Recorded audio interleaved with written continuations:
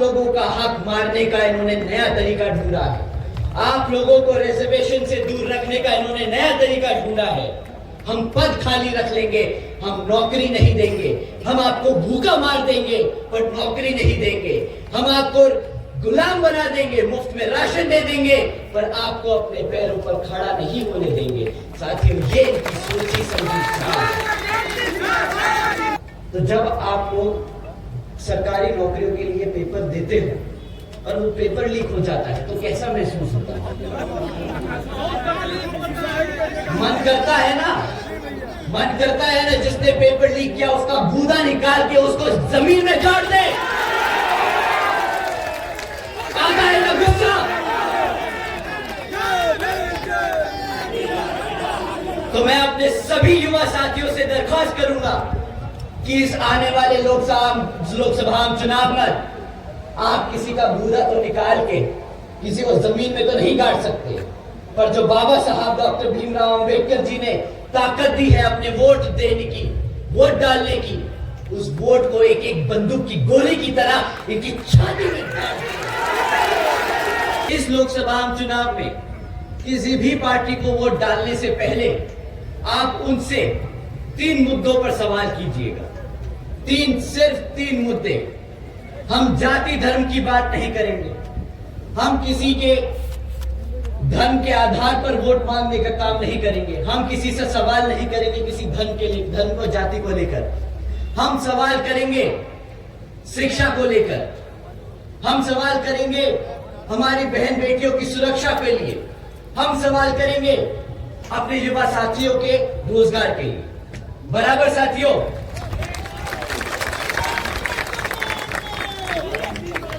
और साथियों ध्यान रखिएगा जब आप सवाल करें इनसे तो आपको इनसे पिछले 5 से 10 साल का रिकॉर्ड मांगना है। बहुत हो गया ये मैनिफेस्टो का नाटक, बहुत हो गया अगले 5 साल में हम क्या करके दिखाएंगे। ये नाटक, ये झूठ, ये फरेब अब आप बर्दाश्त मत कीजिएगा।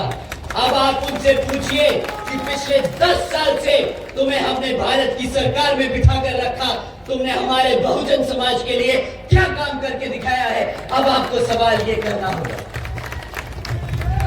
साथियों, मैं आपसे पहले शिक्षा के बारे में बात करता हूं। आपको जो शिक्षा के बारे में सवाल पूछने, मैं आप लोगों को शिक्षा के ऊपर 3-4 मुद्दे छोड़ के जाता हूं। साथियों, आप जानते हैं पिछले 10 सालों में हमारे सरकारी स्कूलों में इतना बुरा हाल हो चुका है कि एक सरकारी सर्वे ने पता करा कि आज की डेट में 8वीं कक्षा के बच्चे से अगर आप गुणा भाग करने को कहो तो वो बेचारा बच्चा गुणा भाग नहीं कर पाएगा। आप उससे बोलो अंग्रेजी में तुम मुझे 2 लाइनें सुनाओ, वो बेचारा 8वीं कक्षा का बच्चा अंग्रेजी की बातें नहीं समझ पाता। एक तरफ प्रधानमंत्री जी, एक तरफ भाजपा सरकार इस भारत को वर्ल्ड इकोनॉमी बनाने की बात करती है और दूसरी तरफ सरकारी स्कूलों में पढ़ रहे हमारे गरीब बच्चे, उनको शिक्षा देने से नकारती है, उन्हें दूर रखती है। साथियों, दूसरी तरफ बोलती है कि हम डिजिटल इंडिया बना रहे हैं।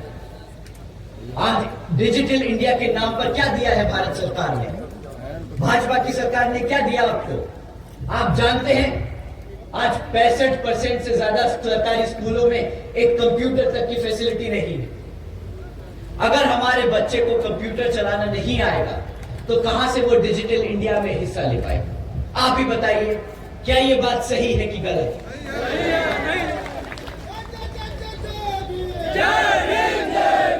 तो साथियों, अगर ये सरकार हमारे बच्चों को प्राइमरी एजुकेशन से लेके सेकेंडरी एजुकेशन तक अच्छे टीचर्स, अच्छे स्कूल, अच्छी शिक्षा नहीं दे पाई तो क्या उसको हक है सत्ता में आने का दोबारा?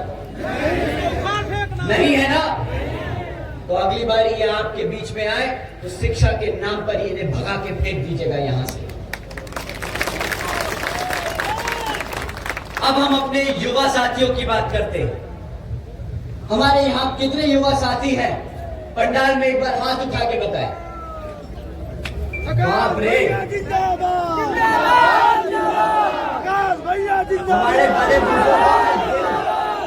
हमारे बड़े बुजुर्ग भी दिल से युवा है। हम उम्र से पूछ रहे हैं, हमें पता है हमारे बड़े बुजुर्गों का दिल आज भी जवान है, हम आज भी जानते हैं।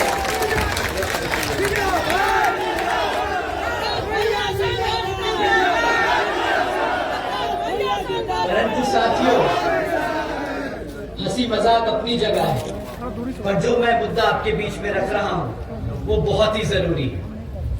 हमारे बड़े बुजुर्ग जानते हैं कि जब आप सत्ता में नहीं होते, जब आपके लिए कोई नेता पार्लियामेंट में नहीं लड़ता, आपके लिए आपके हकों की बात नहीं रखता, तो कैसे ये जातिवादी सोच रखने वाली पार्टियां हमारे समाज को तोड़ती हैं। आजकल इन लोगों ने रोजगार को नया मुद्दा बना रखा है, इन्होंने रोजगार को नया तरीका ढूंढा है जिस तरीके से हमारे युवा साथियों को तोड़ा जाए। क्या आप जानते हैं पिछले 10 साल में भाजपा सरकार ने इतना बुरा हाल कर दिया है, कि आज 30% युवा बेरोजगार घूम रहा है, 30% युवा बेरोजगार घूम रहा है साथियों। और ये कोई सोची समझी या कोई गलती से नहीं हुआ कि हम रोजगार नहीं दे पाए।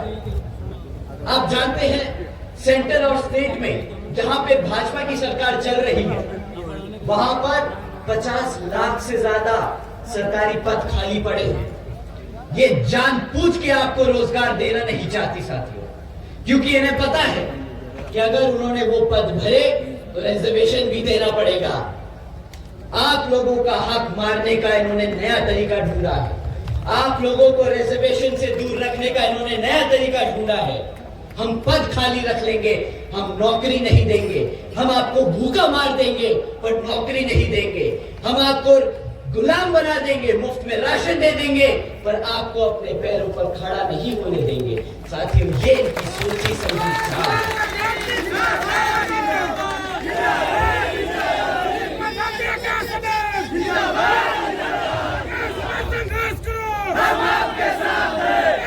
साथियों, हम आपके साथ हैं।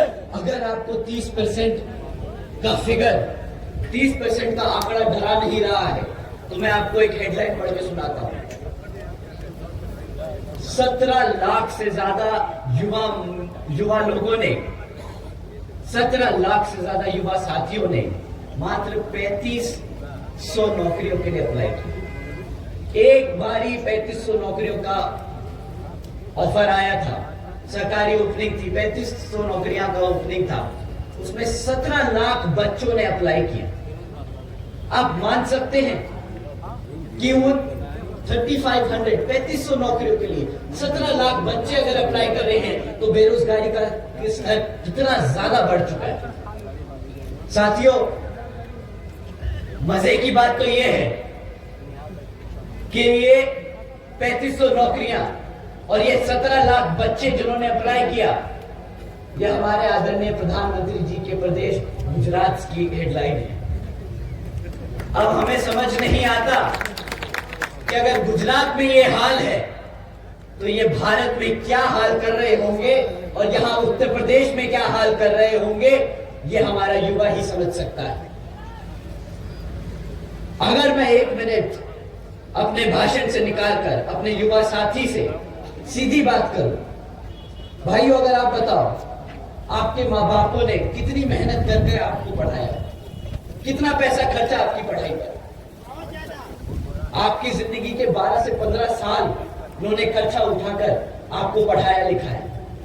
आपको नहीं लगता कि यार मैं भी कमाऊंगा, मैं भी अपने माँ बाप के लिए कुछ करके दिखाऊंगा, उनके लिए भी मैं सहारा बनूंगा? बताइए साथियों, करता है ना दिल? पक्का? तो जब आप लोग सरकारी नौकरियों के लिए पेपर देते हो और वो पेपर लीक हो जाता है तो कैसा महसूस होता है? मन करता है ना, मन करता है ना जिसने पेपर लीक किया उसका बूदा निकाल के उसको जमीन में गाड़ दे। आता है ना गुस्सा? तो मैं मैं अपने सभी युवा साथियों से दरख्वास्त करूंगा कि इस आने वाले लोकसभा चुनाव में आप किसी का बूदा तो निकाल के किसी को जमीन में तो नहीं गाड़ सकते, पर जो बाबा साहब डॉक्टर भीमराव अंबेडकर जी ने ताकत दी है अपने वोट देने की, वोट डालने की, उस वोट को एक एक बंदूक की गोली की तरह इनकी छाती में ये हमारे सभी युवा साथियों की तरफ से बदला होगा जो इन्होंने हमारे साथियों के साथ इतने सालों तक खिलवाड़ किया है। साथियों, ये कोई मजाक नहीं। अगर मेरे शब्द थोड़े से ज्यादा निकल गए, गंदे निकल गए, मुझे माफ कीजिएगा, पर ये गुस्सा है, ये मुझे पता है मेरे युवा साथियों का गुस्सा है। उनको बहुत बुरा लगता होगा, अपने माँ बाप के लिए जो सहारा बनना चाहते थे वो आज भी उन पे निर्भर है। बहुत बुरा लगता हूँ लड़का है। साथियों, दूसरी ओर अब मैं आप सबसे बात करना चाहता हूं। साथियों, एक तरफ हमारे छोटे बच्चों को शिक्षा से दूर रखने की कोशिश करें। ये आप लोगों को इन मुद्दों पे बात नहीं करने देना चाहते। आपका ध्यान भटकाने के लिए क्या बात करते हैं हमारी माताएं, आप ध्यान से सुनिएगा, ये आपको मुफ्त में राशन देने की बात करते हैं। हमारे घर में सबसे ज्यादा किस चीज की जरूरत है? अनाज की। हम किस लिए कमाते हैं? ताकि अपना पेट भर सके। इन्होंने क्या सोचा कि रोजगार नहीं देंगे, पढ़ाएंगे लिखाएंगे नहीं, राशन दे देते हैं, चुपचाप निपट जाएगा मामला। पर साथियों, अब ये चुपचाप से कुछ नहीं निपटने वाला। आप सवाल कीजिएगा कि ये जो बोलते हैं ना सीना चौड़कर मंचों से कि हम 80 करोड़ जनता को मुफ्त में राशन देने का काम कर रहे हैं, इनसे पूछिए कि भाई साहब ये जो एहसान कर रहे हो ना 80 करोड़ जनता पे, नहीं चाहिए ये ऐसा चूना मत लगाओ हमें। पूछिए क्यों मैं चूना बोलता हूं। आप लोगों को कितने का राशन मिलता होगा? 13 रुपया। आपको मैं बोलता हूं महीने में वो 1000 रुपए का राशन दे देते। बहुत ईमानदार लोग हैं ना, बहुत ज्यादा, हाँ बहुत ज्यादा ईमानदार है। 5 किलो का आटा देते हैं, मैं कहता हूं तेल भी देंगे, चीनी भी देंगे, गैस सिलेंडर भी देंगे। आपको 1000 रुपये से ज्यादा का राशन नहीं मिलता, 1000 रुपये से ज्यादा का राशन नहीं मिलता। पर अगर साल में अगर 1000 रुपए के हिसाब से भी लगा ले तो 12,000 से ज्यादा रुपए का राशन नहीं बनता। मानते हैं साथियों? क्यों हमारी माताएं बहनें बताइए, 12,000 से ज्यादा रुपए का राशन तो नहीं बनता ना साल का। पर अगर आपकी क्लास 4 की नौकरी लगी होती तो महीने का कितना कमाते? कम से कम 15 से 20,000 रुपया, कम से कम 20,000 रुपया। बिल्कुल, बहन जी के शासनकाल में 35,000 रुपए मिल रहा सफाई कर्मी को। 35,000 रुपए सफाई कर्मचारी को दिया बहन जी ने।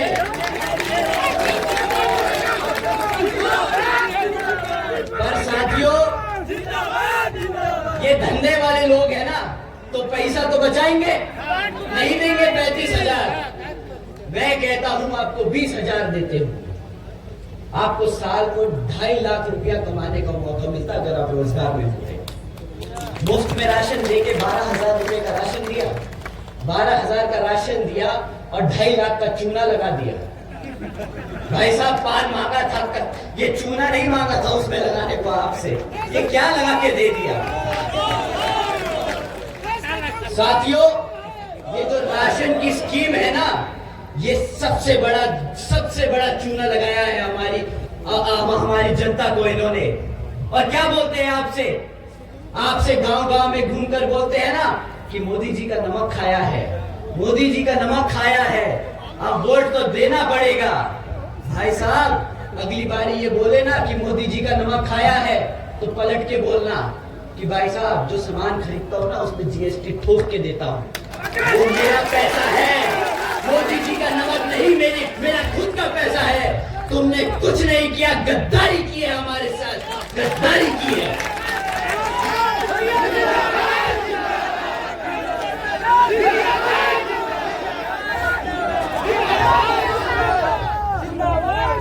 साथियों, अगली बार बोले 80 करोड़ लोगों को रोज राशन दिया, बोलना 80 करोड़ का राशन नहीं चाहिए था, साल की 2 करोड़ नौकरी का वादा किया था, वो चाहिए था।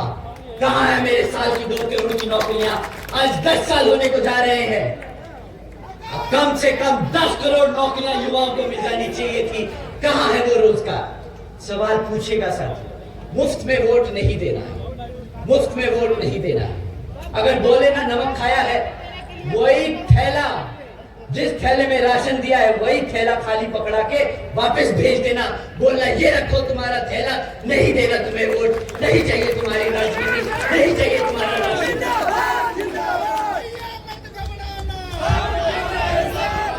नहीं घबराना मेरे भाई, मुझे पता है तुम मेरे साथ हो, नहीं घबराऊंगा। और वैसे भी कहते हैं ना,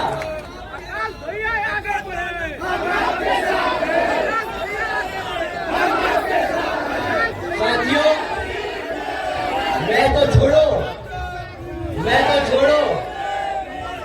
बहुजन समाज का हर एक बच्चा किसी से नहीं घबराता, क्योंकि उस बच्चे पे शेरनी का हाथ है और इस भारत में किसी भाई का लाल उसको हाथ नहीं लगा सकता।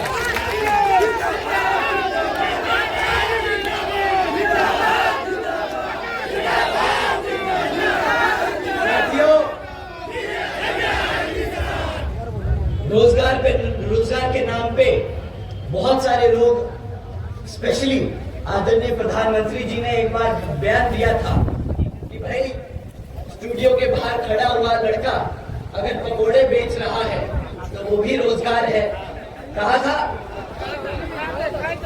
कहे थे। तो इसी अगर लॉजिक को माने, अगर इसी चीज को मान ले, तो भाई चौराहे पे कटोरा लिए खड़ा आदमी जो भीख मांग रहा है वो भी रोजगार है। और साथियों, वो दिन दूर नहीं, अगर प्रधानमंत्री जी दोबारा आ गए ना तो पूरा देश चौराहे पे खड़े होकर भीख मांग रहा होगा। और तब भी ये लोग मंचों से खड़े होकर बोल रहे होंगे हमने पूरे देश को रोजगार देने का काम किया।